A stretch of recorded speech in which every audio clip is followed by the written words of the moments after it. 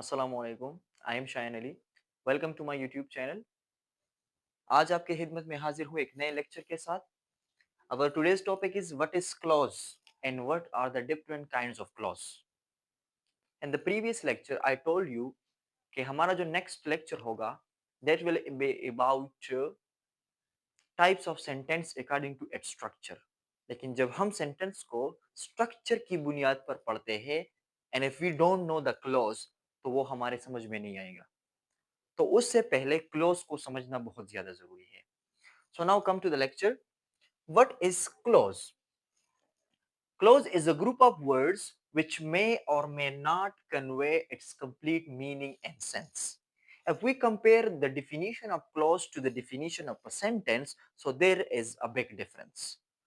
The definition of a sentence is a group of words which must convey its meaning and sense. इसके लिए आप जो मेरा lecture number 1 है, आप वो देख सकते हो कि what is sentence and what are the essential elements of sentence. वो बहुत ज्यादा इंपॉर्टेंट है, आप जरूर वो लेक्चर देखो। तो उसमें है, सेंटेंस की डिफिनीशन में है कि अ group of words which must convey its meaning, यानी वो जरूर मीनिंग को और मतलब और मकसद को कन्वे करेगा। यहाँ पर है a group of words which may or may not convey its complete meaning and sense. ऐसे ग्रुप ऑफ वर्ड्स जो मीनिंग कन्वे करे या ना करे, लेकिन वो हमें हम उसे क्लॉज कह सकते हैं। अब मीनिंग कन्वे करे तो वो कौन सा क्लॉज करे होगा, और वो मीनिंग कन्वे ना करे सो वो कौन सा क्लॉज होगा, वो हम फर्दर उसके जो टाइप्स है उसमें पढ़ेंगे। This is the definition.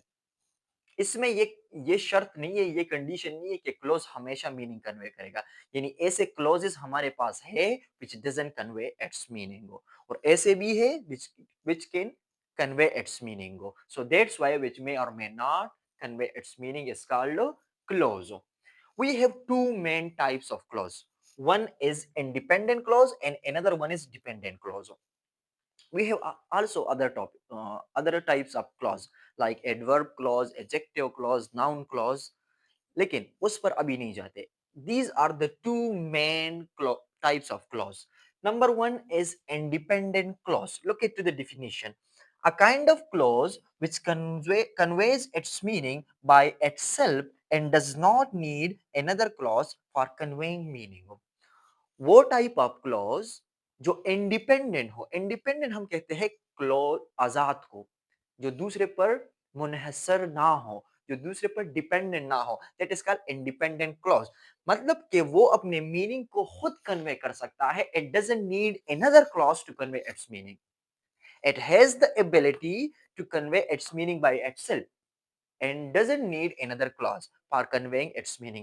Like जो हमारे पास simple sentences है, सिंपल सेंटेंसेस है जिसमें वन क्लोज होता है, और सिंपल सेंटेंस है like all the simple sentences वो हमारे इंडिपेंडेंट क्लोज है। Like Akbar is a great cricketer, she wants to become a doctor, they are best friends. तो ये हमारे पास क्या है, इंडिपेंडेंट क्लॉज है। And independent clause has its own subject and verb. Independent clause में अपना सब्जेक्ट और वर्ब होता है, और डिपेंडेंट क्लॉज में ये सीन नहीं है। इसमें अपना सब्जेक्ट और वर्ब होता है और ये अपना मीनिंग खुद देता है। इसके साथ दूसरा क्लॉज अगर हम ऐड करें या ना करें इसको कोई जरूरत नहीं। अगर आप ऐड करो तो आपकी मर्जी, ना करो तो भी आपकी मर्जी, लेकिन it can convey its meaning by itself. So it is called independent clause, and the name shows, expresses its definition and meaning.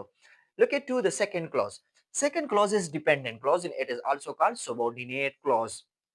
A kind of clause, a kind of clause, here the it is misspelled, a kind of clause which does not convey its meaning by itself and needs another independent clause to convey its meaning. Look at its name, dependent clause mean ये किसी और clause पर depend है। It doesn't convey its meaning by itself, it needs another clause to complete its meaning.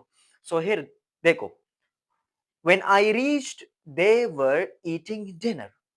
अब देखो, ये एक sentence है। Here we have two clauses. One is dependent and one is independent. ये वाला क्लॉज नहीं है डिपेंडेंट क्लॉज, ये अकेला नहीं आ सकता। इसके साथ ज़रूर एक इंडिपेंडेंट क्लॉज़ होगा, जब वो इसके साथ कनेक्ट और इकट्ठा हो जाए तो फिर ये मीनिंग कन्वे करेगा। दैट्स व्हाई तो हम इसे डिपेंडेंट क्लॉज़ कहते हैं।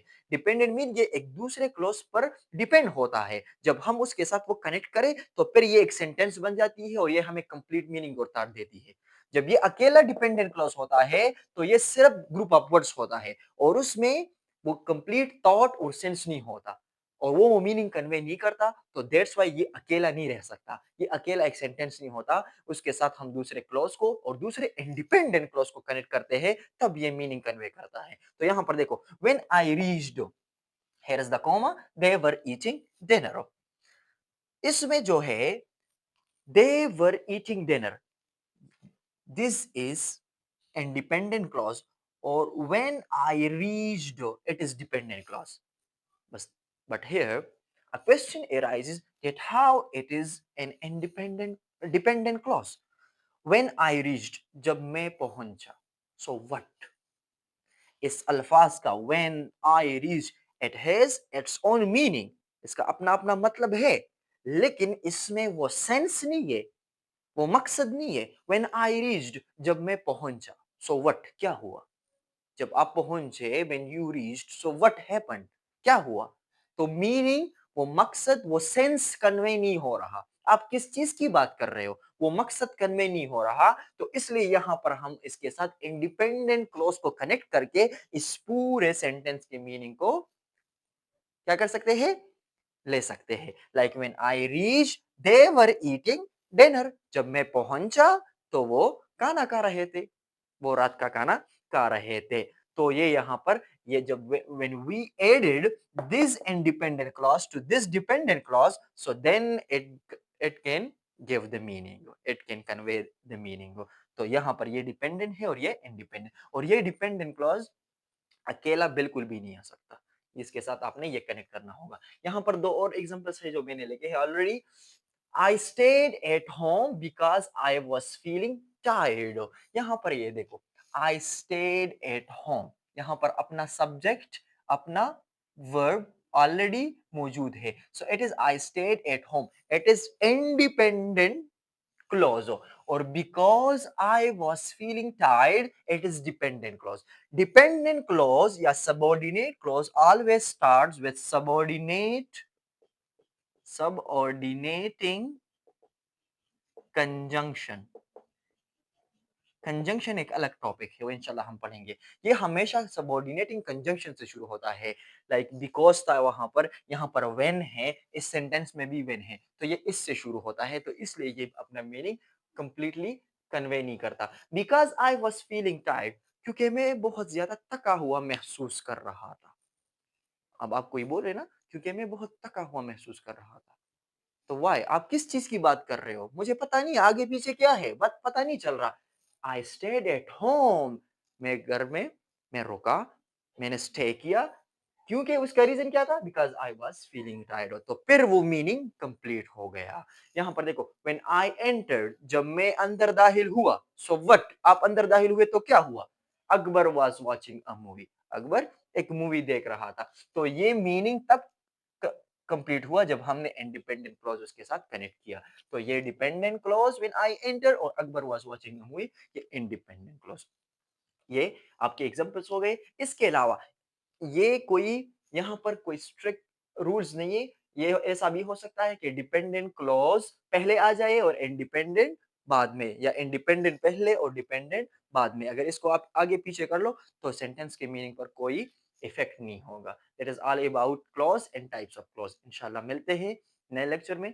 Thank you so much.